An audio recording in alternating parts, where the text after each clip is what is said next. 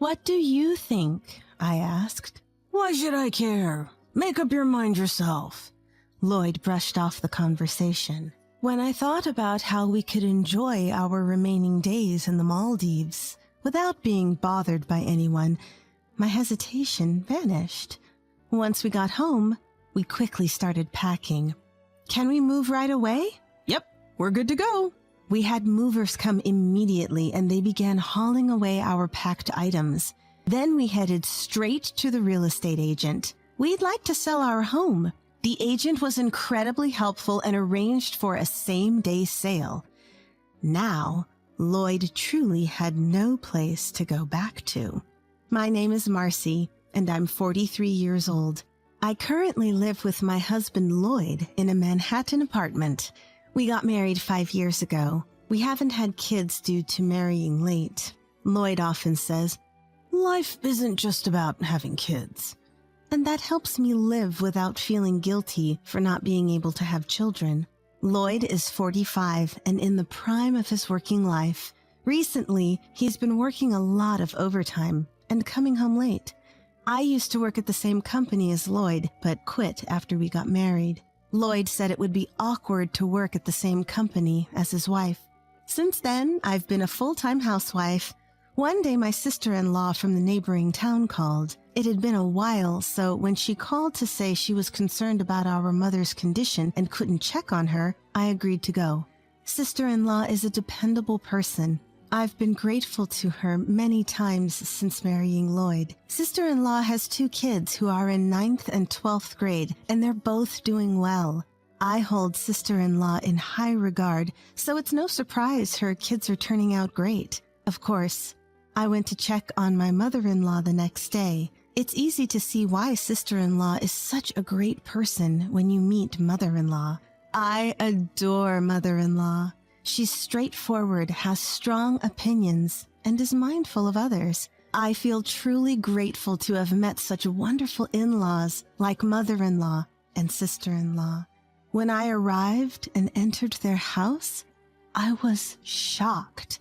The place was a mess, full of clutter and trash. It looked like a hoarder's house. Something was clearly wrong, as mother-in-law is normally very neat. Mother-in-law was just sitting there, doing nothing, looking spaced out. I called out, "Mother-in-law?" She slowly turned her head and said, "Who are you again?" as she stood up. She looked at Lloyd and said, "Oh, Lloyd, welcome." We were stunned. Concerned by the sudden change in mother-in-law, we quickly made a doctor's appointment for the next day. After several tests, the results came back. She had dementia. Moreover, she needed long-term care. We called sister-in-law to come to the house and discussed what to do next. Taking care of someone long-term means that we'd need to look after my mother-in-law indefinitely at her home. Of course, public programs and private services are also options, but my sister-in-law offered, "Marcy, thanks for everything. I'll take it from here." Surprisingly, Lloyd objected. "No, your place is far, and moving your kids would be a hassle." True, my sister-in-law lives in the next town over, which would require her younger child to change schools. "We should move in with my parents to take care of them. What do you think, Marcy?" I was shocked. I never thought Lloyd was that responsible. Moved by his sincerity, I agreed. Of course, all for my beloved mother-in-law. And so began my daily caregiving life for my mother-in-law. We moved in with her and started our new life together. I managed the household and took full responsibility for mother-in-law's care. She'd wander off if you took your eyes off her, so I had to constantly watch her. Whether doing laundry, cleaning, or cooking, I was always monitoring her. Then I noticed she looked lonely. Was this life really making her happy? Even with dementia, she should still have moments of joy. Being under constant surveillance couldn't be fun. So I tried something. "Mother-in-law, would you like to help me fold the laundry?" Her face lit up. "I'd love to. Though her hands weren't as nimble, she was clearly enjoying the task. I was relieved that I'd made the right call. From that point on, instead of watching her, we did things together. Seemingly, she found moving around less of a chore. On sunny days, how about we have lunch in the park today? That sounds lovely. And off we went for a meal outdoors. I never found this life burdensome. Sister-in-law always handled hospital trips, and her kids visited mother-in-law often. But one person was completely uncooperative. Lloyd. The same Lloyd who'd said, "We'll take care of mother-in-law." He never lifted a finger to help. Sharing updates or asking for his input always met with disinterest or reluctance. When I'd ask for help, "I'm tired from work. Why should I tire myself more at home?" was his response.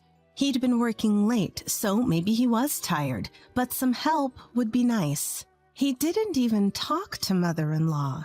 When I'd suggest plans for her, "Why should I care? Decide yourself." he'd brush me off. As it stood, it seemed Lloyd only came home to sleep. Things had gotten to a point where it seemed like Lloyd was coming home from work just to sleep. One evening, 11 p.m. came and went, and Lloyd hadn't returned. He'd often been saying he was working late, coming home just past 11, so I assumed that was the case tonight and went to bed first. However, I found it hard to fall asleep that night. As I lay there, the clock ticked past midnight. Where's Lloyd? I thought, just as I heard a car outside. It's unusual to hear a car at this hour, so I looked out the window. The person getting out of the car was Lloyd, and in the driver's seat, there was a woman. They both got out and smiled at each other, and unbelievably, they kissed. Not just for a moment, they lingered. I spontaneously took photos with my phone, amazed at myself for doing it. The house has a bedroom on the first floor. Our bedroom window isn't far from the car, and the photos captured everything clearly. My hands were trembling from the shock. I heard the front door open, and I rushed back to bed. Those photos would later become my trump card. From that night on, I started watching Lloyd more carefully. There were many suspicious signs. Telling me he was working late itself was suspicious. I knew what kind of work Lloyd was doing because we used to work at the same company. I know what kind of work Lloyd does, and it's easy to see that it doesn't require overtime. That kind of lie could be easily checked. So I called up an old colleague, friend. Long time no talk. What's up? Sorry for the sudden call, but I was wondering about Lloyd's department. Have they been really busy lately? Lloyd? No, I just got transferred from his department last month.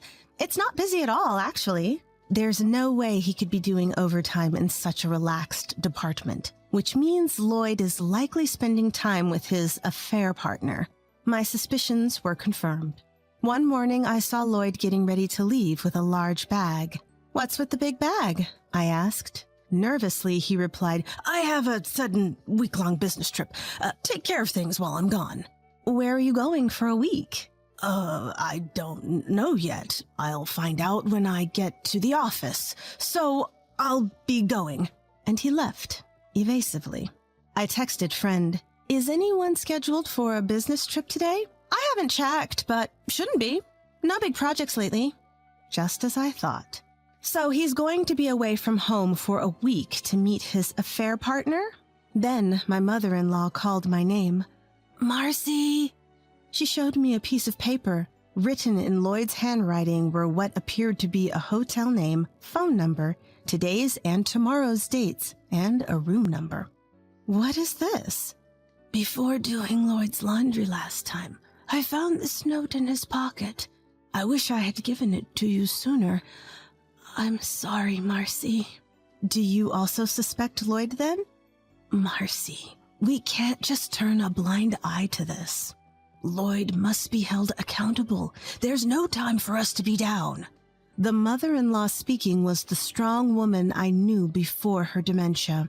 I felt more determined seeing this side of her after so long. Absolutely. I will not let him off the hook. First, considering mother-in-law's opinion, we decided to call sister-in-law. As soon as sister-in-law arrived, she said, Marcy, I'm so sorry. My brother is an idiot for doing such a thing.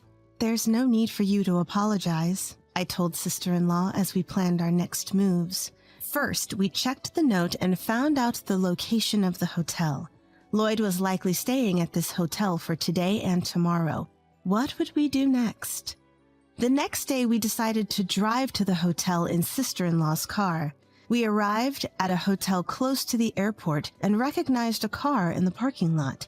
I looked at the pictures on my phone. Of course, they were the ones of Lloyd kissing another woman. It was the same car in those pictures. After a while, a familiar man came out of the hotel. It was Lloyd.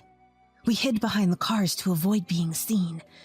Soon after, a woman came out and cozily linked arms with Lloyd. As I captured the scene with my phone, I couldn't believe what I saw. Both mother-in-law and sister-in-law were speechless. There was a little boy, about 1 year old, with them. The child happily held Lloyd's hand. The three walk happily, and they all walked off looking like a happy family. The real wife, me, was the one capturing this scene. Feeling miserable was the least of my concerns. The three of them headed to the airport, leaving their car at the hotel.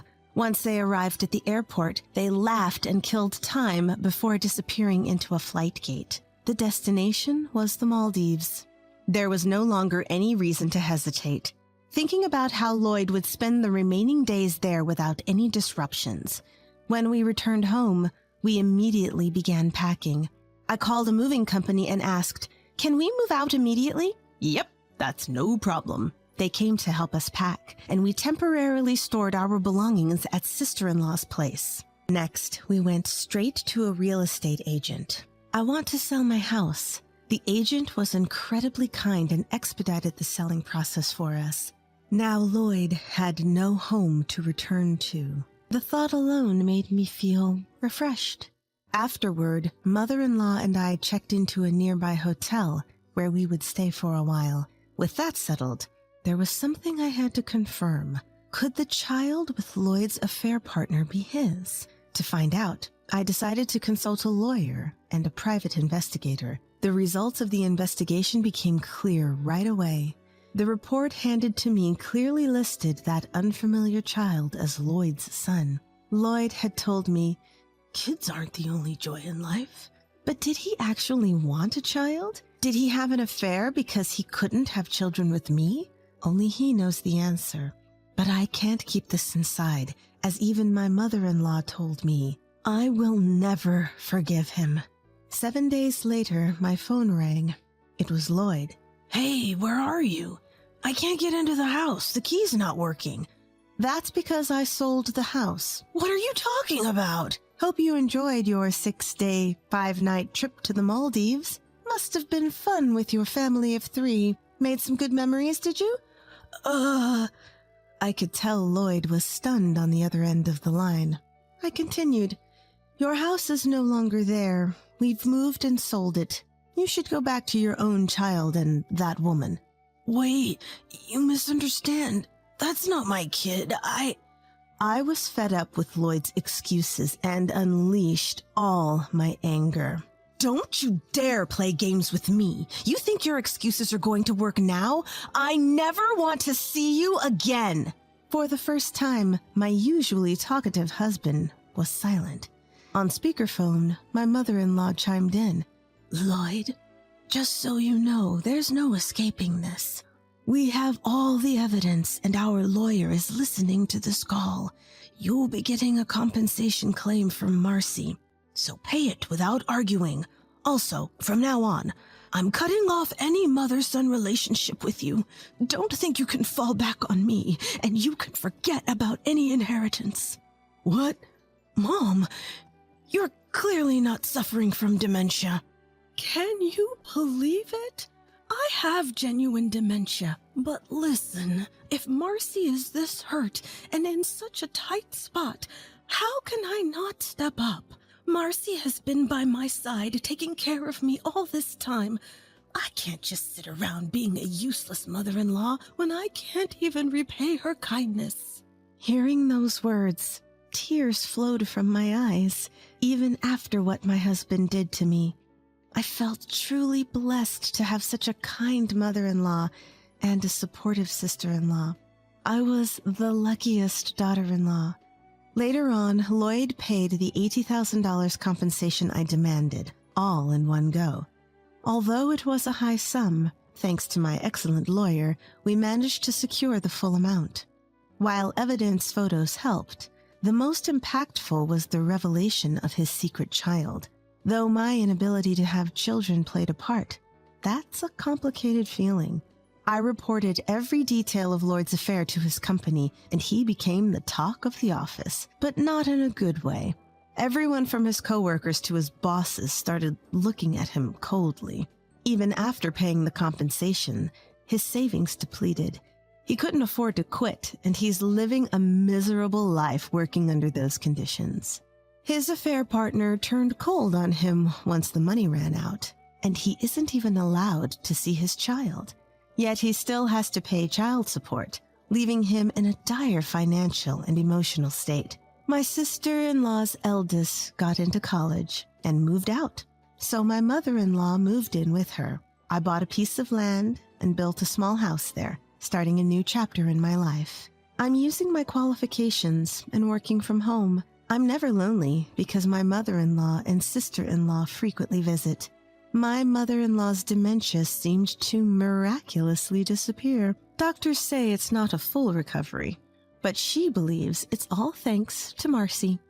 I plan to find more joy in my life and live each day happier than ever before.